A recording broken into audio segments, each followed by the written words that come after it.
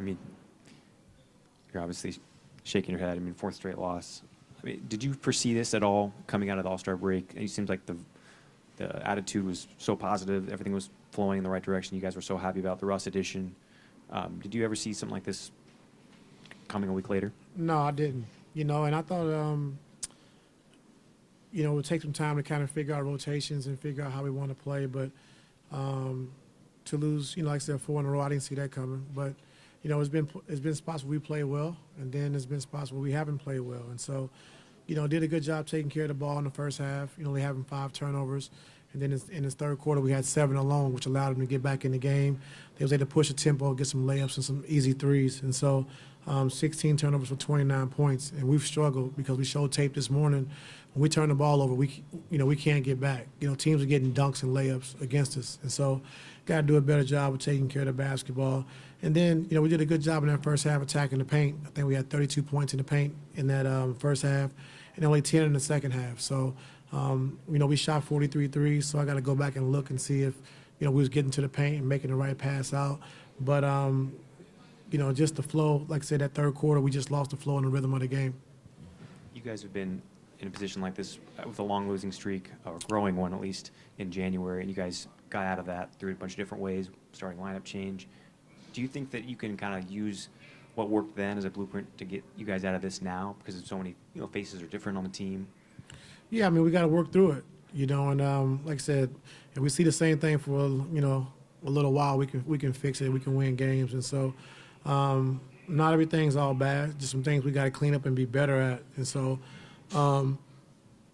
we got to be better with taking care of the basketball. And then, against a team like this, you can't give up a 42-point quarter, in that third quarter, and allow them to get, confidence and get the crowd into it and, get the game going. And so coming out with a defensive mindset, we talked about in that third quarter, to start the third quarter, and we didn't have that.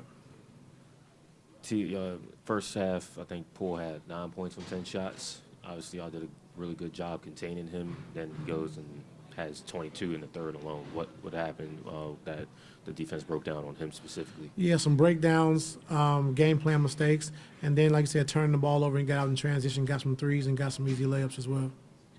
When you look at this particular issue defensively, Say it again? When you look at the particular issue defensively where you turn the ball over and you can't really defend anybody at that point, how do you just get to a point where, what we saw last month, where you guys were protecting the basketball, where you basically were able to say, look, as long as we keep control of the game on that end of the floor, you're not going to have situations where guys are getting loose in transition?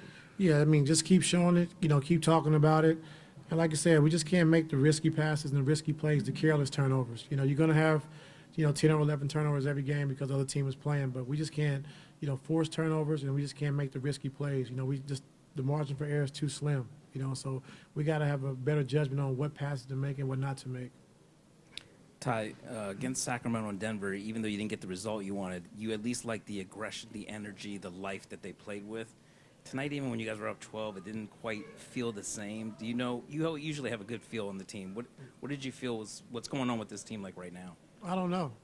I'm not sure. Like I said, we were up 11, 12, and it just was the rhythm to the game wasn't good. I think, you can't let your offense dictate your defense. And we weren't making threes early. We didn't make them late.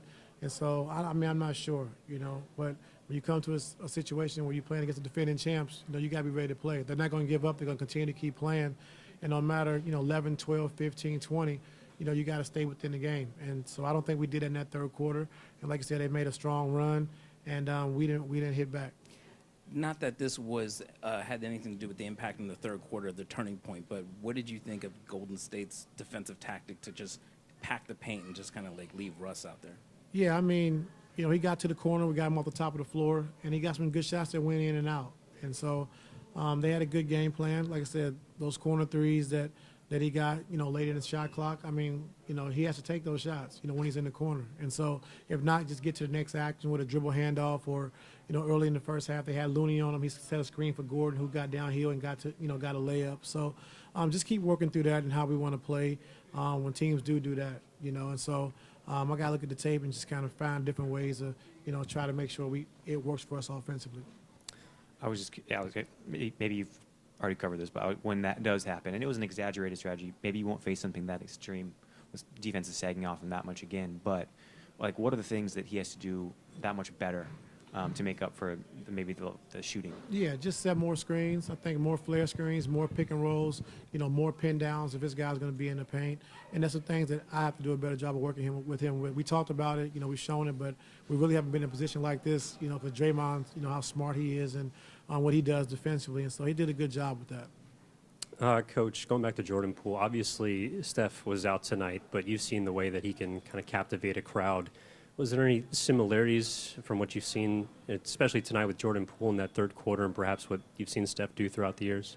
Yeah, I mean, both of those guys can score in bunches. And if they get going, they see one or two go down, you could be in for a long night. And so we knew that coming into this game, him and Clay, they're going to get bulk of the shots. And we got to be locked in and understand what we want to do defensively.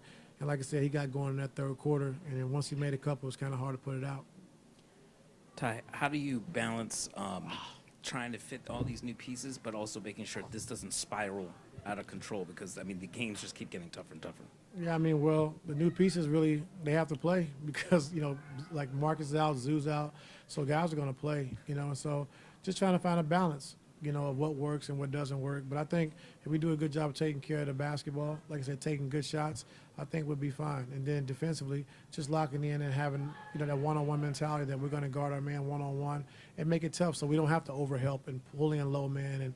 And, so got to be better with that. But just for us, like I said, we got to just stay the course. Got to be mentally tough, mentally strong, can't give in, and you just got to be tougher, and that's the bottom line. When stuff don't go your way, it shows you what you're made of. And so I'm confident that we have a good team, and they have to be the same way. They got to feel the same confidence. And so I don't care about missed shots. It's going to happen. You're going to turn the ball over some, but you can't give in. And so my thing is just, having that toughness and having that mindset that, okay, things are not going well, now let's do something about it. That's it.